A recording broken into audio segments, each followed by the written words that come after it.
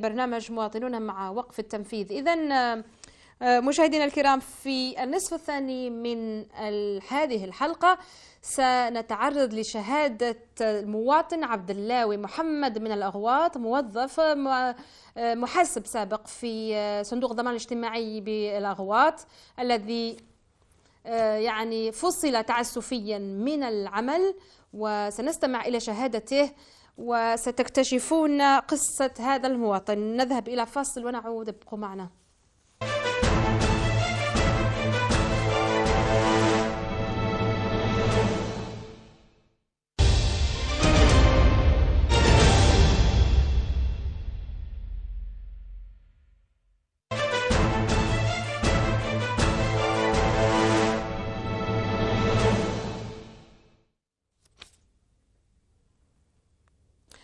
مشاهدينا الكرام، أهلا بكم مجددا في حلقة اليوم من برنامج مواطنون مع وقف التنفيذ.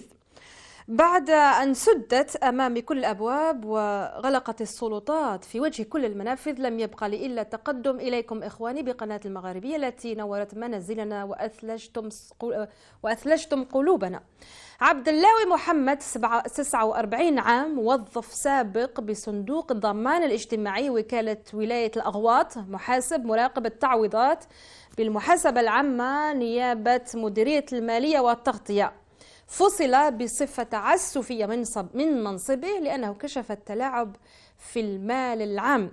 النقيب البارز ياسين زايد ورئيس مكتب الرابطة الجزائرية للدفاع عن حقوق الإنسان بالأغواط سجل شريطا مصورا لشهادة المواطن عبد اللاوي، وأدعوكم للاستماع لبعض المقتطفات فقط من هذه الشهادة. السلام ورحمة الله تعالى وبركاته. عرفنا بنفسك خونا. اسمي عبد اللاوي محمد، عامل موظف سابق في صندوق الضمان الاجتماعي الكازورال تاع الأغواط من افريل 88 حتى ماي 97. في هذه المهادية دخلت أنا خدام كمساعد محاسب في مصلحة المحاسبة العامة، ولكن أثناء العمل تاعي وشقريت وشملت تلاقيت بواحد الصعوبات كبيرة. لقيت تلاعب بالأموال والناس ضحايا وينهم هذم الناس مخاليق ديجا سيري سوسيو، كاين منهم الأميين اللي ما يعرفوش مساكن ما يقراوش ولي فوغ، وهذا من كبار السن هما اللي يروحوا ضحايا. على واش كانوا كي يجي واحد يدفع ليزوردونونس قال 4 ولا 5 اوردونونس يقولوا له حطهم وخليهم وروح، ما كانش ريسيبيسي. هو كاين ريسيبيسي اون برينسيپ باش يدي يعطيو ريسيبيسي، ما يعطولوش ريسيبيسي ذاك باش يدو ليزوردونونس. يقولوا انا بعثنا للبارموند، هو موش عارف ذاك الوقت تجي 2 زوردونونس 3 زوردونونس يخلصهم والاخرين داومهم. هذه واحده. ولقيت حوايج اخرى ما حبيت الخدمه تاعي. قلت لهم ودي واش راه كاين، وليت ندير في تقارير شهريه، كل شهر ندير تقرير شهري واش لقيت الصعوبات هذه واش راه كاين لي زالومون لي رولفي. قال ها واش كاين، ها واش كاين، كاع واش كاين. جماعه ما قبلوش، المدير والمسؤولين اللي معاه ما قبلوش هاد الحوايج، الكتيبه ما قبلونيش نكتب. قلت لهم يا ودي هادي راه واش كاين، واش كاين. قالوا لي اخويا ما تكتبش، خاطش وليت نسيتي فيها دي نو منهم الاعضاء من المسؤولين تاع لا ديريكسيون تاع لاكناز لاغواط. وين كنت تكتب لما كنت تكتب واش من جهه؟ بدات بالاول بالسلم الاداري، عبر السلم الاداري كتبت للمدير سو كوفير دو مسيو سو ديريكتور دو فينانس ريكوفرمون، ومن بعد الديريكتور ولا هو ضدي معاه. وكاين تعليمات ثاني مش تطبق، ما كانتش تطبق. مثلا التعليمات اللي ما كانتش تعليمات فيما يخص الامتياز، ضريبه الامتياز ما كانش تطبق في الاغواط. يعني دراهم رايحه هكذاك من لاكاس. فهمنا هذه الامتياز اللي نحوها من الريتوني تاع لي زاري ترافاي. هي كاينه تعليمه يقول لك عندهم بورسونتاج تنحلوا من لا ريتوني امتياز، هما ما كانوش يطبقوا فيها هنا. على واش؟ في بس يعني ما شرحوها الزين ديك التعليمه، ما قراها الزين سي ديريكتور دو بريستاسيون هذايا. دونك فوت بروفيسيونيل. ما قراها الزين، خلاها تطبق هذيك هي لمده سنوات وهي الدراهم تخرج من الكازورة. الحوايج اللي عندك عليهم ادله وبديت يعني تفضح فيهم. نعم. كمثال يعني. هي درك نعطيك مثال واحد. ها مثال نعطيك مثال. كاين تاع في سونتر حسير مل، كاين عمال في لا سوناتراك في اس اتش دي بي على سبيل المثال. العامل هذا العمال تاع الشركه هذه عندهم ان كوريسبوندون، الكوريسبوندون هذا كيجمل الوثائق اللي زوردونونس واللي زاري طرافاي تاع الخدامه تاع سنطرا، ويجيب الدوسي ذا كيديبوزيه في السونتر تاع حاسيرمل، السونتر تاع لاكناس تاع الكازورال تاع حاسيرمل. كي يدفعوا نهار اللي يدفعوا السونتر تاع حاسيرمل يديروا له ان بوردورو، هذاك الدواوات يديروا لهم ان بوردورو ويديروا لهم لاصوم تاعهم شحال طاحت ويعطوها له ان شيك قدوه من ذاك ولا غير قدوه. يجي الكوريسبوندون يعطوه ان شيك، هذاك الشيك فيه كاع لي مونطون تاع الخدامه تاعهم باش يروح هو يخلص الخدامه بهذاك الشيك. وعندك مثال على هادو تاع الشيك اللي راهم يعطوا؟ ايوا هذا الشيك، هذا الشيك يروح له، هما من بعد من وراها يعاودوا يخدموا دو امبلوا تاع يعني اري ترافاي تعود شويه كونفلي شويه ولا حاجه، يروحوا هذاك لي زاري ترافاي يعاودوا لهم عندي كونت واحد اخر ويخلصوها باركاس. بعد متى يعني؟ بعد نهار نهارين بسادي ساعات بعد 6 اشهر. دونك هو هذا تاع سوناطاك ما يعودش على باله، هو والو السوناطاك خدام هذا راسي ما على بالوش بلي راه صاير في دوسوي، هو خلص دراهمو عادي. والو خلص دراهمو. ومن بعد هما يجوا يخدموا به، هما يعاودوا يخدموا دي كونت الميم دي كونت كيما الاخر، بصح يخلصوا اون اسبيس بار شيك، ويديروا نيميرو د كارت ما نعرف لا تاعو ولا يجبدوهم الارشيف، يجبدوا الارشيف تاعو وتخلص باركاس ويديروا له النيميرو تاع الارشيف، ما يعود نفس الاسم ونفس الاسم نفس لادات نفس كل شيء. لادات هذا عطيتني ليكزومبل ساعات يغير لك في لادات. نعطيك مثال هنا بلا ما نذكروا الاسم تاع السيد هذا، لان هاو نعطيك مثال هنا لادات لو 20/11/95 هذا او خالص بار شيك، هاو المونطون 2900 دينار فيرغول 9 هذا خلص بار شيك عطاو الكوريسبوندون، يعاودوا يخرجوا باسمه نفس نتاع يخلص بارشيك. هذه الغدوه يعني الغدوه من ذاك. ها وراه هنا داير لك لو 20، هاو هنا الزيرو هذا عاود رجع فيه داروا 1، ها الزيرو هنا عاود داروا 1 باش ما تفيقش باش ما نفيقش هنايا، ويخلص باركاس لو ميم مونطون لو ميم طون. هنا شحال لي مونطون هادو؟ هاهم لي مونطون، شوف لي مونطون هنايا 2900 دينار. هاو عندك هنا لو مونطون نفس لادات تاعنا لي ترافاي نفس كلش كاع ماهوش دي سوم كبار. هاو ديجا مغير لك في لادات. هاو هنا اون برينسيپ لو 17/6/95 هنا داير لو 16/6/95 حتى لو 28. هاو هنا زاد هنا نقص بقى دار لو 28 باش كما تفيقش. ماهوش دي مونطون كبار، لي مونطون كبار. انا راني قاههم قال لي كسبتهم هذوما ما يخترعهمش الميكرو ما يجبدهمش. صدي امبوسيبل باش تديكوفري. انا كني انا عارف باللي كاينه حاجه اللي هي كيك شوز، كاينه حاجه باللي تمشي ماهيش نورمال. ما لا ولا تشفيت على ناس خاطش عندي في النهار يعقبوا عليا دي ميلي، كاين تاع حاسيرمل تاع افلو تاع القواط كاع انا راه الالوفات. نعود نكونترولي فيهم ما تفيقش به. هذا بعد 3 شهور 4 شهور ولا ابري 6 موا يعاودوا يخرجوها بس ما تفيقش به باللي ريبيتي، لانه هذا ريبيتي ولا دات ميم. ما انا شكيت في اخرين ابري شكيت فيهم لقيتهم صح. كي دخلت للارشيف تاع لا كونطابيليتي جبتهم وليت مفركت في الارشيف تلقاها خالصه بارشا. اكزومبل الاخر النيميرو دو كارت بيريمي، هذا ان سو ديريكتور دو بريستاسيون يخلص تروازيام سيناتير ما كانش. هذا سو ديريكتور يخلص تروازيام سيناتير ما كانش، ولا كارت نيميرو دو كارت هذا ماشي تروازيام سيناتير والو. لازم هذا فيريفيكاتور وهذا ليكيداتور، ولازم تروازيام سيناتير كيعود ان اجون دو لاكاس، اجون كادر اي واحد مهم يعود خدام في لاكازورا. هاو خالصه هذا سو ديريكتور، هنا خالصه سو ديريكتور، وهنايا ما كانش تروازيام يعني بطريقه غير قانونيه. ولا كارت ايدونتيتي ناسيونال بيريمي بريسكري، يعني ماتت ما عندوش حق باش يخلص. لا دات هذه تاع لا كارت تاعو وتشوف لا دات دو بايمون تلقاها ميت. هما بالعاني داروها خاطر ذاك الوقت كانت هذه باديه لونكيت، راه كانت تمشي لونكيت هذيك تاع الكازورا النانويه. ملي كانت تمشي ولاو يلعبوا قال لك ما على بالناش بيه كاع، ولاو قاعدين يديروا في ديك الحوايج ما على بالهم حتى حي. كانوا تاكلين. هذا مونك سيناتير. شوف هنا دي كونت يخلص باركاس لا فيريفيكاتور لا ليكيداتور ويسني يخلص. كيفاش هذا وين اللي يخدم؟ شكون اللي يسني؟ هو اللي راح يخلص، اللي يخلص دراهم، اللي يخلص تاع وين اللي يخدم له وين اللي يخدم هذا مش عارف. خارج من لاكاس تاع الدوله نورمال. ها عندك لا ليكيداتور لا فيريفيكاتور، خلص سيري اللي مخلص وخارج. هذه واحده. ها عندك الاخر ثاني ليكيداتور ما كانش وخالص لا سيري. نوريك ثاني حاجه واحده اخرى. هذا ما قاديش اكزومبل. هذا اكزومبل الاخر تاع لي دوبل سيناتير دوك تشوف. هذا من لي دوبل سيناتير هذا ياس صح. لي دوبل سيناتير. شوف لي دوبل سيناتير هنا لاجون دو كاس يخدم كازورال يليكيدي الدوسي روحو ويروح يخلص من لاكاس روحو يسني هنا ويسني هنا وما كانش الفيريفيكا التروازيام سيناتير. هذه واحده هنا يليكيدي ويزيد يفيريفي ويخلص. ها عندك دوبل سيناتير هذا ثانيه هنا وزاد ثانيه هنا وهذه كانت ديجا راه لونكيت راه تمشي. وهذا يليكيدي ويخلص. هنا يليكيدي ويخلص وما كانش فيريفيكاتور فهو يليكيدي الدوسي يعني دراهم تاع ملك. هذا راه كيعود بريفي وحده. بور اون بون جيستيون لازم بريفي وحده ما يديرش هذه الطريقه. باش عارف انا هذه الكازورال كيفاش ولات شغل المملكه. كل واحد واش يسير كيما حب يدير ما كان لا في مدير لا مراقب لا والو. هنا ها عندك اكزومبل ثاني لاخر ها يليكيدي ويدي دراهم ويخلص دراهم وصاحبه يفريفيلو. هنا ثاني ها اكزومبل ياسر المهم هذا ما غادي اكزومبل هذا هما اللي راني قلت. استغفر الله لا حول ولا قوه الا بالله. بعد على جال هاد الحوايج فصلوني من العمل. فصلوني المره الاولى في نوفمبر 22 نوفمبر 92 فصلوني وعاودوا.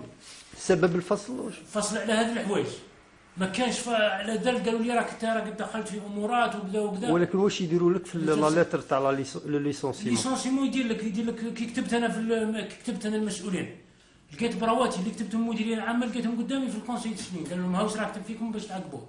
قالوا لي ها براواتك اللي كتبتهم فينا في المديريه العامه ها معدل.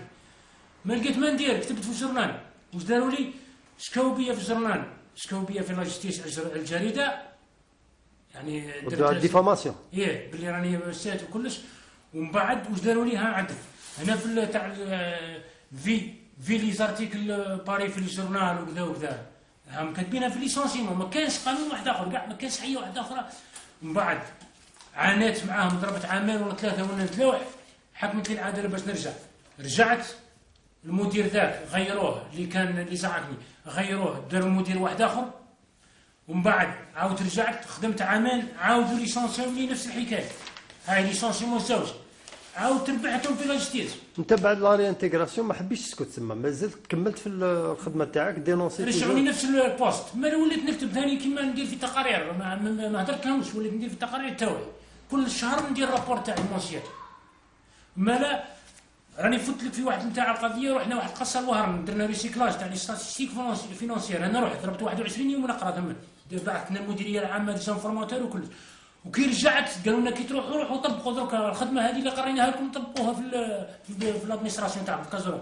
كي رجعنا لكازورال بدينا نخدموا بديت نخدم في ستاتيستيك كلش. قعدوا يضحكوا. المدير ضحك عليا قال لي يا ودي راك روح تحوس خاسره علينا الدوله دراهم. قال لي راك روح تحوس دير ستاج خدم خدمتك وريا خدم كيما كنت خدم كيما كنت ما تكسرناش روسنا كيما قالها. هي المهم كيف فصلوني ما حبوش يرجعوني. لولا رجعت من بعد خدمت عامين عاودوا زعقوني عاود رجعت المحكمه. يعني باللي الاداره باللي راها هي المتعسفه ما حبوش يرجعوني. عيات نعاون عانيت ياسر كرهت. وبي مات الله يرحمه توفى مسكين ما طاقش. مجاهد اونسيان مجاهد تعذب في الاحتلال في السجون وكلش على جال الحوايج ما طاقش يشوفني كيما هكذا. مسكين جاتو اري كاردياك مات. قعدت انا قاعد عليه تما. المهم خاوتي لي تما وكلش طفل هانديكابي راكم شفتوه اللي شفناه قبيله. هذاك راني نعاني معاه. وما ثاني راها مريضه مسكينه. كي حكموا لي باش نرجع لاجستيس بداو عطاوني احكام. من بعد كي يجي رئيس المحكمه يجي يدير لي امر هنا انا نخلص دراهم واحكام نهائيه. ومن بعد يدير لي رئيس المحكمه امر نحن السيد فلان بن فلان رئيس المحكمه نامر برفض الطلب مع الامر برفع الحجز مخالفه للقانون. ويجي امر واحد اخر ثاني امر واحد اخر على حجز واحد اخر. نامر نحن رئيس المحكمه الاغواط برفض امر التخصيص المذكور على الضمان الاجتماعي. مانيش عارف. والامر بالمحضر عدم الادراج ها عندك ما رجعونيش الخدمه تاعي. المهم كي رحت بديت كتبت نشكي جورنال نشكي في كذا. بعث لي وكيل الجمهوريه بعث لي عن طريق الامن محضر تبليغ. كي رحت قال لي راني حوس عليك وكيل الجمهوريه راه قال لك روح للبيرو تاعك. كي رحت للبيرو تاعو واش قال لي؟ ها عندك المحضر من عند الامن زوج محاضر من عند الامن محضر تبليغ. كي رحت الرئيس وكيل الجمهوريه قلت له وين اللي نفذ لي الاحكام؟ قال لي انا ما نجموش ننفذوا لك احنا، روح الرئيس الخزينه ينفذ لك. كي رحت الرئيس الخزينه قلت له نفذ لي، قاعد يضحك الرئيس الخزينه. قال لي وين؟ قال لي قالها لك من المحكمه، قالوا لك روح نفذ لك. قال لي وش قال؟ قال لي انا ما عنديش حق باش ننفذ لك. قال لي روح عاود ارجع لهم. كي قلت له ودي ماذا بك اعطيني باريكري؟ قال لي اكتب لي رساله. كتبت له رساله رجع لي باريكري، ها عندك من رئيس الخزينه. قال لي ما عندكش، ما نجمش نحجز لك انا. قال لي انا نحجز، القانون يسمح لي نحجز على الاموال والوظيفه العمومي. الضمان الاجتماعي قال لي الله يجزيك تنفذ لك، كيف ما نفذوكش. قال لي هي المهم بعد تمت هكذاك نتلاوح. ومن بعد واش داروا؟ حكمت بالغرامه التهديديه. هذاك ربحهم توجور. هي دائما ما حبش ينفذ المدير، حكمت بغرامه تهديديه باش ينفذ، ما حبش ينفذ. كي ما حبش ينفذ لي واش درت انا؟ ملف خاص، ها عندك هنايا الغرامه التهديديه راني دايرها.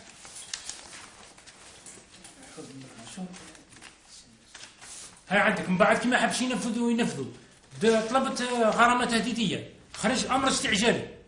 هاي عندك امر استعجالي بالصيغه التنفيذيه باسم الشعب الجزائري، فيه توقيع.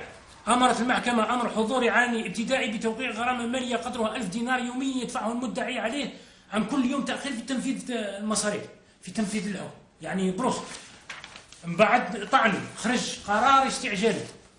ها عندك باسم الشعب الجزائري منفذ له عبد الله محمد، صندوق المنفذ عليه الضمان الاجتماعي، صيغه تنفيذيه، قرار استعجالي نهائي. واش دايرين فيه؟ ها عندك هنا واش يدير؟ فصلا في الماده الاستعجاليه علنيا حضوري ونهائي. هنايا قضى المجلس بتأييد الحكم المستأنف الصادر عن محكمه الاغواط في جميع مقتضياته. معناتها نورمالمون تخلص. يعني الغرامه التهديديه هذه كنخلصها، يعني كي نفذوا لي الحكم، كي نكمل الحكم تاعي كاع واش خلصت، ندير التصفيه ذيك وندير طلب عليها. واش المحكمه واش دارت لي؟ يعني درت قضيه هنايا طلب تصفيه الغرامه التهديديه. كي طلبتها واش دار لي رئيس المحكمه؟ حكمت المحكمه حال فصليه في الماده الاستعجاليه علني حضوري وابتدائي برفض الدعوه وتحميل المدعي. على رفضوا لي الدعوه انا كون ما حكموليش الغرامه التهديديه كنت نرجع نتلاوح في حصير ما نتحكم وخلاص. انا الجستيس عطاتني، العداله عطاتني امر استعجالي وقرار استعجالي باسم الشعب الجزائري، وعلى واش انا رحت خسرت مع لي زافوكا دراهمي وكلش نح فيهم على تام انا ونعطي فيهم، بعد تقول لي ما نعطيكش حق. إذا مشاهدينا الكرام كنتم تتابعون شهادة السيد عبد الله محمد المحاسب أو المحاسب السابق في صندوق الضمان الاجتماعي بالأغواط. السيد عبد الله معنا عبر الهاتف. سيد عبد الله. نعم. سيد عبد الله محمد، يعني شكرا لك على ثقتك في قناة المغاربية، وشكرا على شهادتك وشجاعتك أيضا، يعني بالرغم من أن كما ذكرت ظروفك صعبة، ويعني بارك الله فيك تربي أخواتك يتامى وطفل يعني هو شاب تقريبا معاق، يعني وكنت شجاع ويعني وما قبلتش الفساد وما قبلتش أيضا يعني الحرام كما نعم. قلت يعني في الفيديو تاعك أنت بنفسك. يعني سيد عبد الله، كاين جديد في القضية تاعك؟ ما زلت كما راه، يعني راني نتبع بصح ما كان حتى حية. راني دفعت لا دومون تاعي، درت الطلب تاعي على مستوى الوزارة ورحت دفعته بيد نظيفة. ايه ونستنى وزدت بعد ثاني كاينه القضية دي راه تمشي على مستوى العدالة ثاني، تمشي فيما يخص الضمان الاجتماعي. طلبت باش نحضر كشاهد، راني نستنى ثاني مازال ما بعثوليش. طيب سيد عبد القادر، انت قلت انه في ناس كثيره، يعني في زملاء ليك اللي حتى انه في الرساله اللي بعثتها لنا، يعني انه حتى في واحد وبعثته بالصوره، يعني احنا يعني فضلنا ما نعرضوش الصوره حاليا، يعني حتى ربما يستكمل معك النقاب بياسين زايد ربما يعني تسجيل شهادتكم ويذهب للمعني بالذات في زميل ليك يعني اللي اختل عقليا بسبب الممارسات والضغوط عليه في الشغل، هذا صحيح؟ نعم. كاين حاجه قرباص او شيء، زميلي مسكين احمد قرباص. ايوه. زميلي هذا مسكين ثاني كان يدس في قلبه، يعني كانوا كيشوفوا الناس هذوما يخدموا مليح ويتقنوا وما يحضروش الناس وما يحضروش.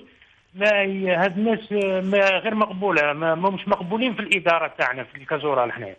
يعني يعودوا جايبينها وراهم، يجيب واحد يطلعوا منها يعني ويديروا مسؤول عليه هو خير منه، ينقص له في الروندمون ويدير له هاك يمرضوا فيهم.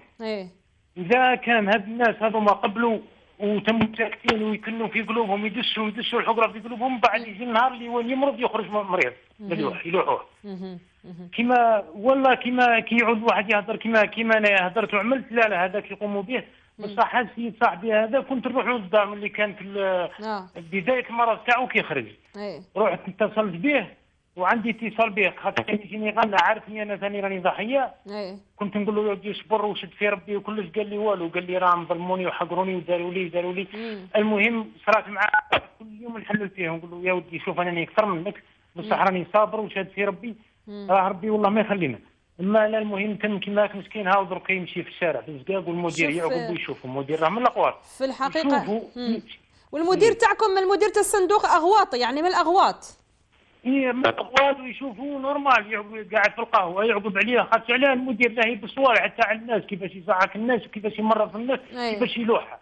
طيب متكل عنده الاكتاف يعني. عنده من الفاميليا تاعو في الجزائر العاصمه اطارات، عنده كذا يدافعوا عليه في كل مره يتورط في قضيه الا ويخرجوه، يدخلوه ويخرجوه. هاد الناس يعني راهم مش عارفين باللي واش راهم يديروا، باللي راهم يعاونوا فيه باش يدير في الشر في هاد الناس، يقطع خبزه الناس ويمرض الناس ويلوحها في الزقاق.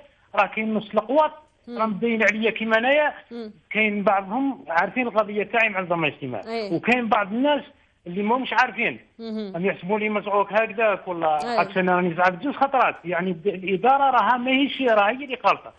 خرجت في 92 خرجوني على الجرائم نتاعها في 22 نوفمبر 92، ومن بعد فصلت لي العداله باش نرجع باللي طرد تعسفي، ومن بعد ما حبوش يرجعوني. تسمى كيفاه سي عبد اللاوي؟